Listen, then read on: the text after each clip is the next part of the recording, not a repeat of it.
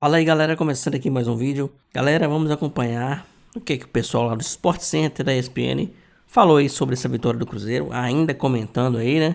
Grande vitória do Cruzeiro, grande passo aí para chegar à semifinal. Então já deixa aquele like, se inscreve e bora acompanhar o vídeo.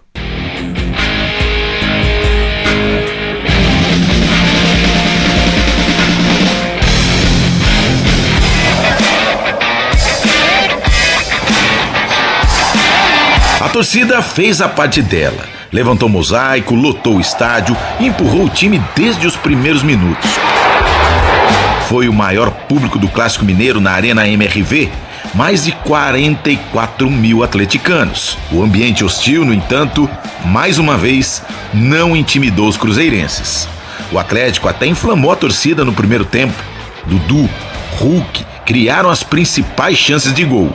Mas quando veio o segundo tempo, logo no início, um banho de água fria no estádio. O zagueiro Fabrício Bruno foi levando sozinho e arriscou um chute de rara felicidade, na gaveta.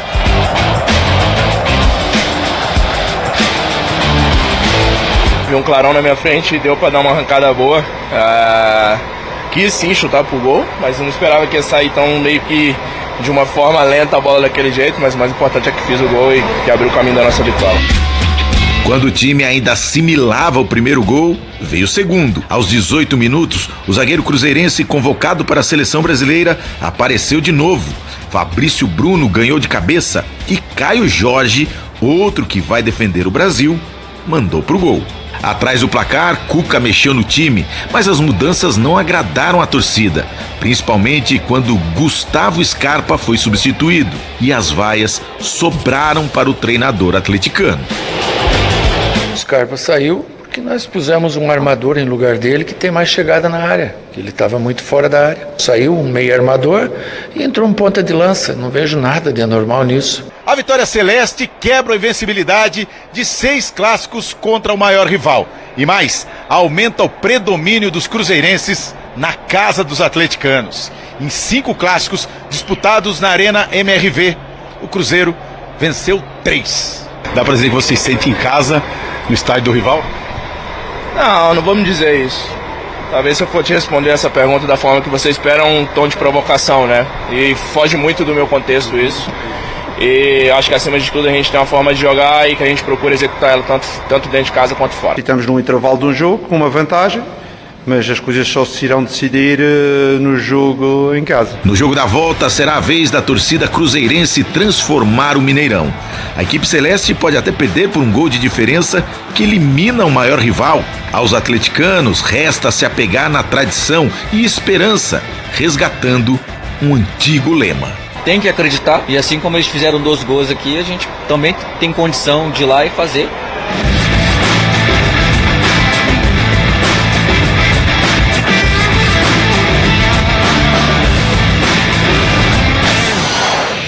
Na sua casa mando eu, retrospecto dos clássicos mineiros na Arena MRV. 5 jogos, 1 vitória do Galo, 1 empate, 3 vitórias do Cruzeiro, gols do Atlético 5, gols do Cruzeiro 7, 2-0 esse jogo 1.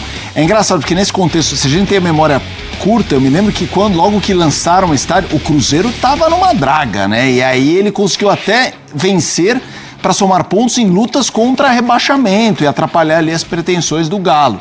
E agora, André, 2-0 como visitante.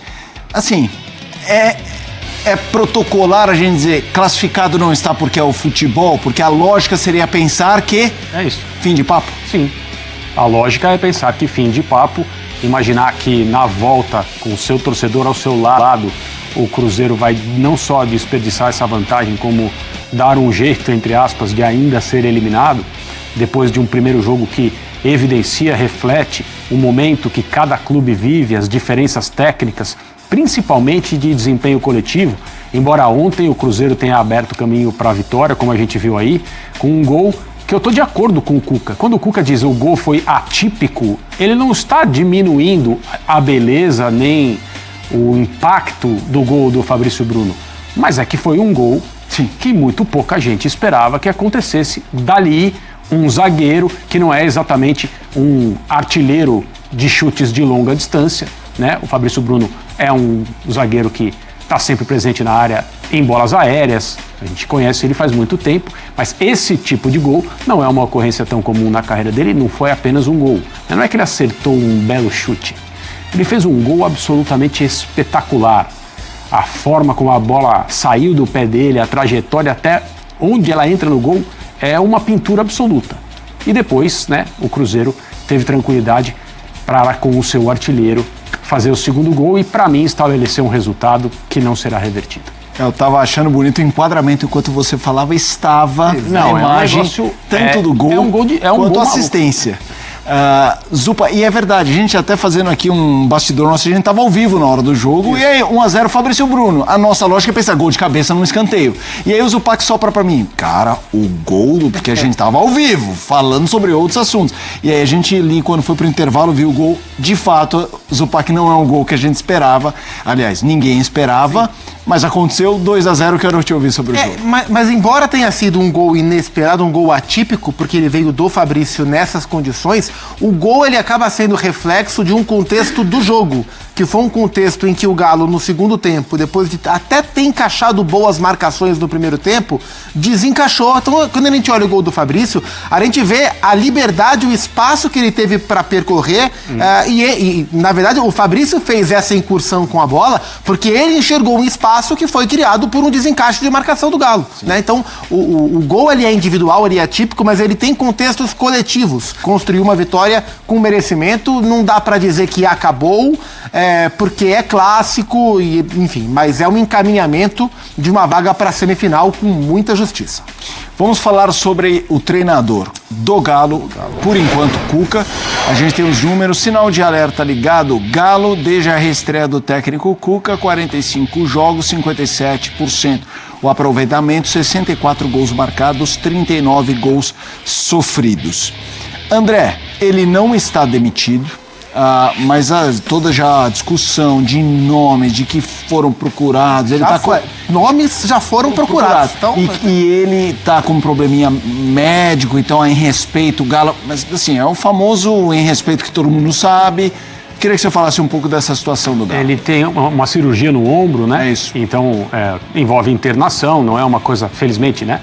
É muito séria, algo rápido. Assim, simples, embora nenhuma cirurgia seja simples, mas não é um problema de saúde que, né, preocupe as pessoas. É um procedimento pelo qual ele tem que passar. E aí, em respeito, o Atlético esperaria o Cuca voltar para casa para comunicá-lo. O que parece, né, de todas as informações que saem de Belo Horizonte, é que a decisão de demitir o Cuca e contratar um novo treinador já foi tomada, né? Sim. Pelas pessoas que comandam o departamento de futebol do Atlético. E é uma dessas coisas que acontecem de vez em quando aqui no Brasil, um treinador ser demitido, ou melhor, um clube resolver fazer uma mudança no comando técnico entre duas partidas de um mata-mata. Isso é um negócio que, se você contar em lugares onde o futebol tem um pouco mais de planejamento e tem uma postura um pouco mais profissional no trato às temporadas, as pessoas falam, não é possível. Eu lembro que há alguns anos o Tottenham mandou o José Mourinho embora às vésperas de uma decisão de Copa lá na Inglaterra contra o Manchester City. Também é uma coisa que não pode ser normal, algo assim, né? O que as pessoas acham que vai acontecer? O time vai tomar um choque e vai no jogo seguinte resolver um problema que o técnico que está trabalhando não teria capacidade de resolver?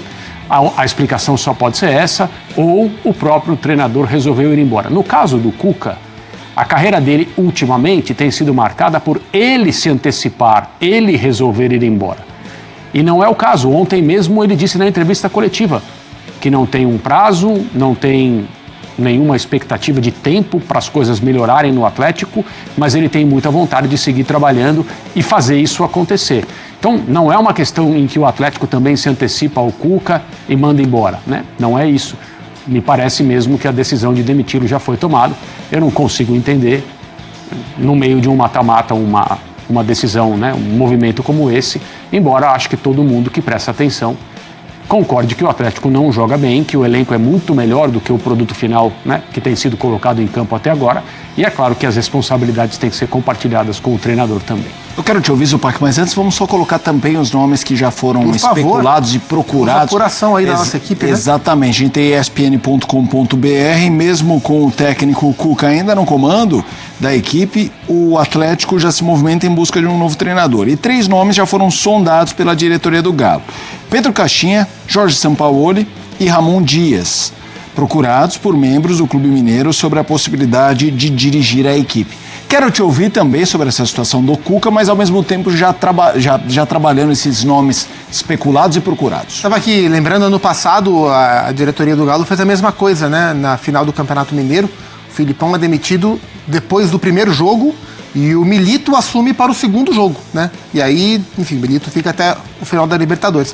Acredito que a aposta da diretoria de tomar essa decisão de demitir o Cuca agora tem a ver, claro, com a insatisfação do hoje, mas imagino que também entendendo que tem uma data FIFA aí, que se conseguir trazer um técnico rápido, tem alguns dias para esse técnico trabalhar antes do jogo da volta contra o Cruzeiro e tentar um milagre da virada. Esse é o pensamento, né? O trabalho do Cuca, no geral, é um trabalho ruim no Galo, né? É um trabalho que, na maior parte do tempo, tirando o estadual, né? Levando em consideração Copa Sul-Americana, foi uma Copa Sul-Americana sofrível.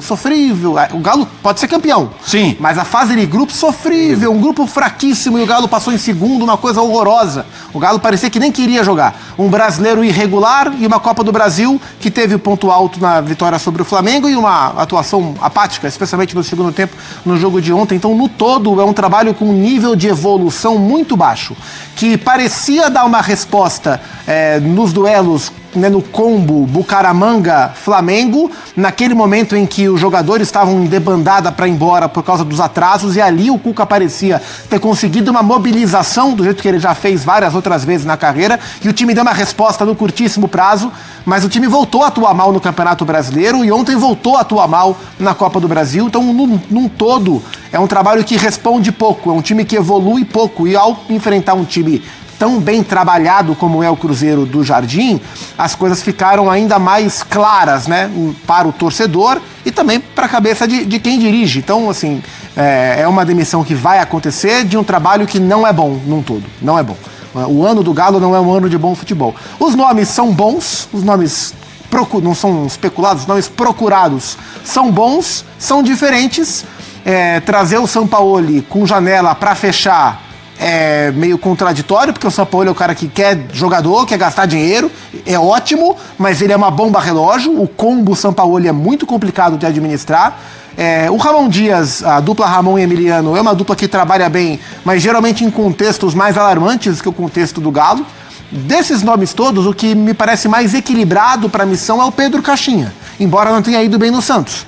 Mas quem vai bem no Santos, né? Então, assim, são bons nomes. Sim, de perfis diferentes, mas me parece claro que o Cuca não ficará mesmo como técnico do Galo. O time do Atlético é muito chorão, não pode perder, que começa a briga, final do jogo, o Hulk chora demais durante o jogo, fim do jogo, o cara mais chorão que eu já vi na minha vida, só sabe reclamar com o juiz.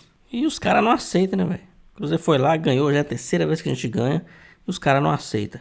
O importante é que a gente conseguiu essa vitória, já foi um grande passo aí, né, pra gente chegar a essa semifinal e, quem sabe aí, pegar o Fluminense e na final vingar aquela desclassificação, quando a gente ainda tava na Série B, né, ser campeão, voltar ao topo do Brasil novamente, depois de muitos anos aí, longe, né, mas pra isso tem que chegar lá. E o Fluminense também, né, que o Fluminense perdeu pro Bahia já o primeiro jogo, fora de casa, mas não importa, né? O importante é o Cruzeiro. Cruzeiro passando, chegando na semifinal, depois na final, sendo campeão. É isso que importa. E tá mais próximo, né? Os dois grandes favoritos aí já saíram. E agora a gente tá como favorito. A responsabilidade agora é nossa. Não pode sentir a pressão, né? Flamengo e Palmeiras sentiram a pressão, saíram. E agora a gente não pode sentir a pressão.